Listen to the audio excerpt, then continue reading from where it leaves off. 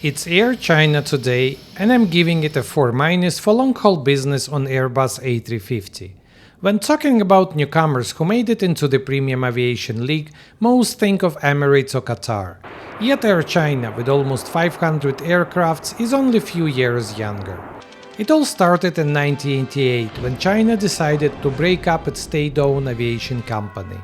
Out of it emerged Air China in Beijing, China Eastern in Shanghai, and China Southern in Guangzhou. Air China inherited the long-haul fleet and the intercontinental routes, arguably the most prestigious part, as well as flag carrier status. It clearly had the strongest foundation to become China's premium global carrier. Today the numbers look impressive. But scale does not always automatically translate into elite status. So the real question is, where does Air China actually stand today? Let's explore together the cabin, food, service, and the whole experience on board of this A350-900 on an 11-hour flight from Beijing to Milan. I'm flying from Beijing capital, one of the two Air China main hubs in Beijing. I'm connecting from a domestic flight and need to change to international terminal. Navigating through Chinese airports is never a straightforward task. It's a midnight with few people around, making the task even more challenging. It's interesting to see that Hong Kong and Macau are still serviced from international terminal, even if being part of China for almost 30 years by now. Beijing capital used to be main city airport, but you can see that glory days are over. It's still the largest of Beijing two airports, but it doesn't look like investments are coming here anymore. In contrast to night buzz of Dubai or Qatar, it feels half deserted. So without a doubt, I head to Air China Lounge. Beijing capital is their main hub. It should be a flagship lounge here, so I'm anticipating being impressed and pampered. But the lounge is closed due to plumbing issues, and I'm redirected to first class lounge. A bit strange reason, but I get a chance to experience first class, so no complaints. I'm greeted by a cute giant panda, and he becomes pretty much the best thing I can tell about this lounge. Well, not true, it was also clean. But honestly, if this is the luxury of first class, then I'm even afraid to think what you can expect in its poor cousin, business lounge. First impression, very simplistic and functional. Old furniture, simple food stations, basic bar.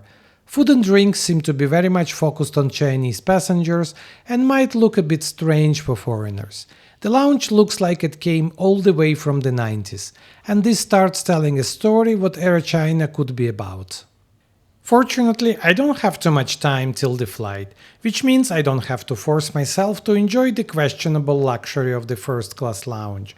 I'm heading straight to the gate and managed to get a good look at my today's ride. It's a brand new A350 with only 2 years of age. Air China has a very distinctive livery which makes it easy to spot.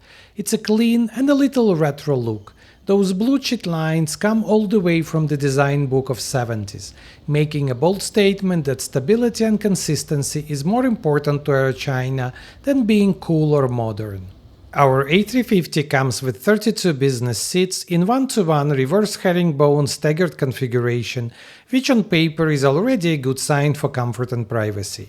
Now let's see what that means in reality. Well, it's definitely a modern cabin with a suite-style seats which offer a very good level of privacy. Air China uses Recaro latest 6720 seat design. Besides Air China, it's only Iberia that used it so far. The Iberia's version, however, has a sliding door, while Air China stayed short of it. They claim it's for better service. But I wonder if the main reason was that the door comes with extra 50 kg of weight, and Air China didn't want to add an extra 1.5 ton of weight for the sake of being what? More cool? That doesn't sound Air China at all. Besides that, it's still a very solid product. Even without the door, the high shell of the seat gives you a good cocoon-like feeling. Unlike Iberia, which has a bare-bone model with cheapest finishes, Air China's seat was customized with better materials, built-in storage drawers and a Chinese-style lamp. However, the quality of materials and finishes is good but not great, and it doesn't give you the luxury look and feel that you can get in Cathay Aria or Qatar Q Suite. The seat is long, comfy and functional. Maybe not the absolute top tier in space, but pretty good for a long haul snooze. 78 inches long and 21 inches wide, it's not beating any records, but sits right after best in class. It's a bit firm and Air China doesn't provide any mini mattresses, so you better like firm bedding. There is a fully adjustable headrest, but it's too small to be fully comfortable.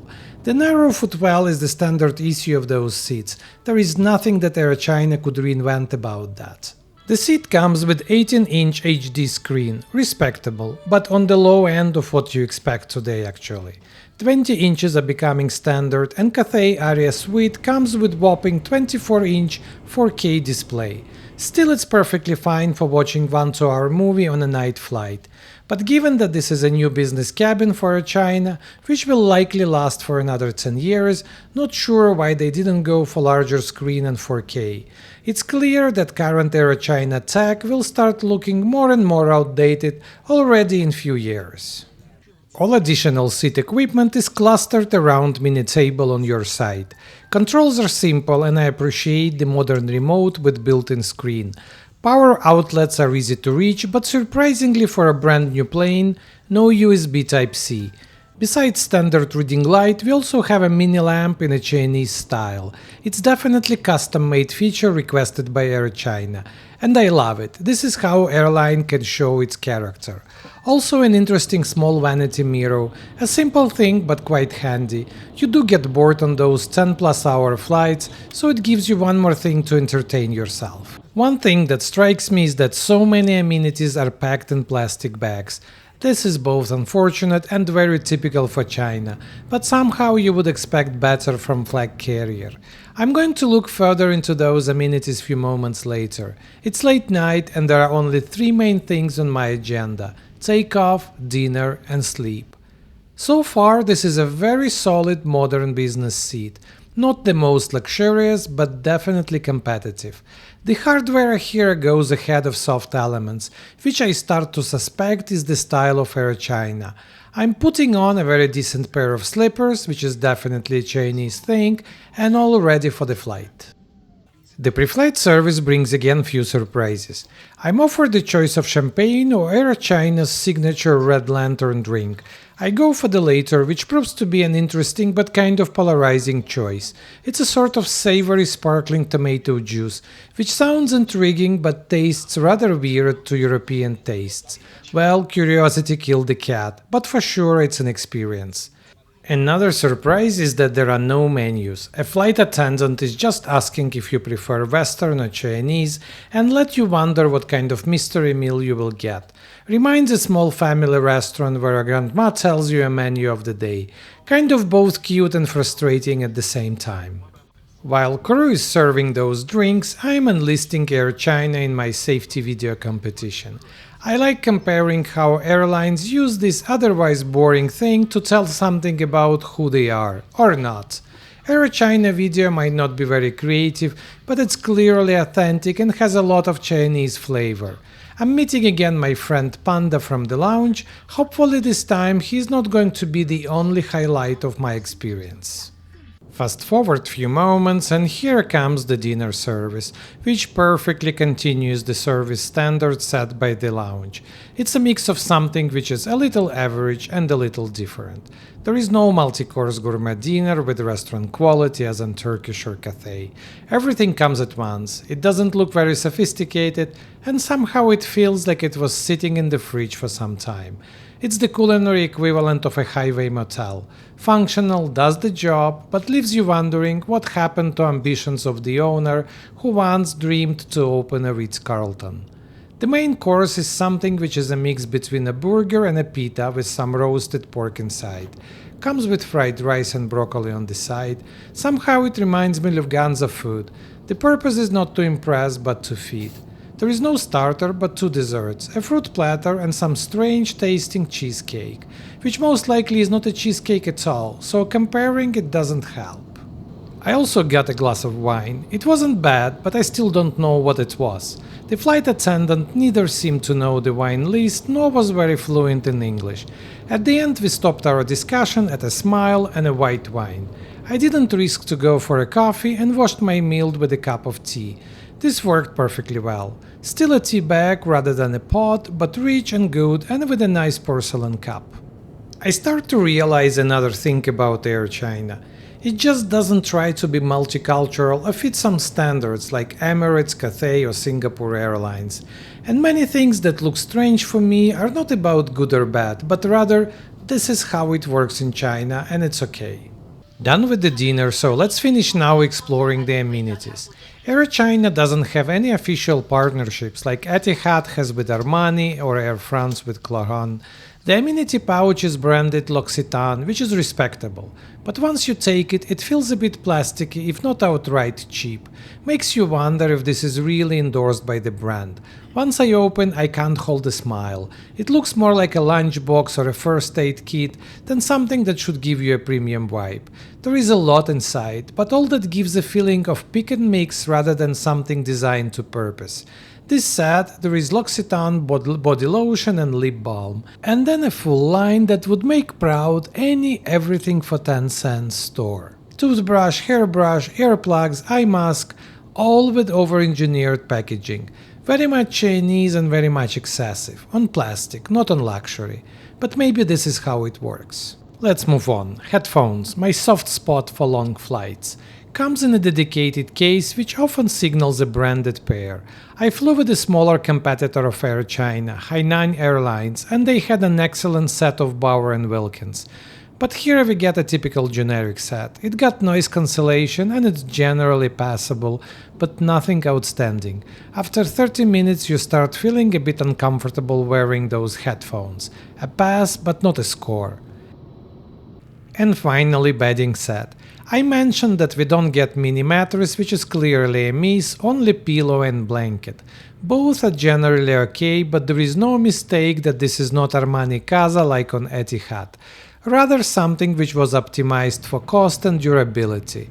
But while missing on aesthetics, they do the job as good as any other. It's just a soft reminder that Air China is not there to be cool. And all those plastic bags somehow bring more of a spirit of student dorm rather than a business class on a major airline. Once you finish unpacking, you are left with a pile of plastic bags, which makes you feel like you just came back from a supermarket. Before going to bed, I still check the in-flight entertainment. Overall, the content choice is very big, but it's clearly optimized for Chinese passengers.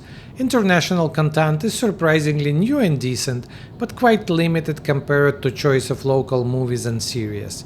This could be fair if Air China would only target domestic audience, but might be questionable choice if it aims to bring international travelers and transit traffic. Still, it's much better than what I had on China Eastern and China Southern, the other two main legacy Chinese airlines. Now it's finally time to sleep. I put the bed into lie flat position. It does feel a bit stiff, but I'm tired, so I'm sure this is not going to be any obstacle.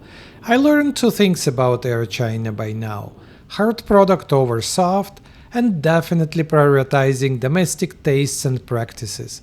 It's there for China, not to please foreign tastes. Morning comes with breakfast, my final important task on this flight.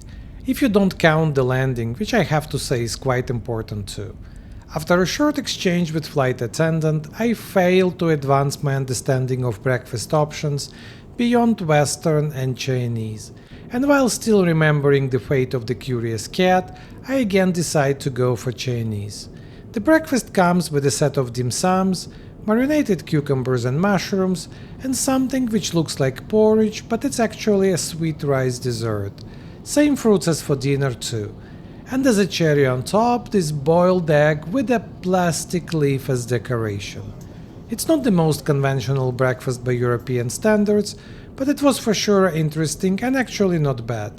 But that egg with plastic leaf somehow became for me a symbol of Air China service. Functional, very locally focused, and with very little attention to details and style. It's the end of the 11 hours flight, and I do have one final torture test for Air China: lavatories. And they pass, it's clean and well maintained. It's a standard A350 lavatory, but it would not be a Chinese airline if there would not be a small gadget. This automatic flap for trash can really makes me smile.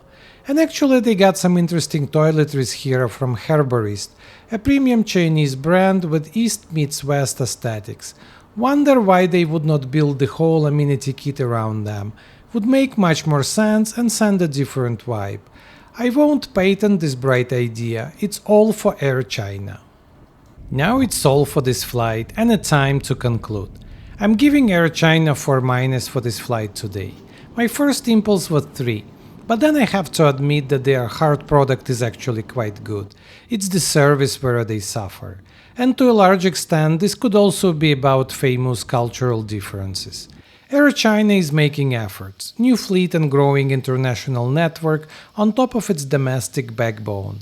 Their new cabins are not best in class, but definitely very competitive modern business product. A notch below Qatar and Cathay, but generally in line with KLM, Air France and Turkish, and way better than Lufthansa. But they still struggle to understand or care much what premium experience means. From the lounge to onboard service, crew training and food and drinks, it's all just average if not mediocre for a modern long-haul business flight. These days, just having a seat and a meal doesn't cut it anymore. Air China's functional approach may still work for their domestic market, but it will not help them with international expansion, something that they're trying hard these days. Interesting experience, no regrets, but still falls short of something that you would like to repeat.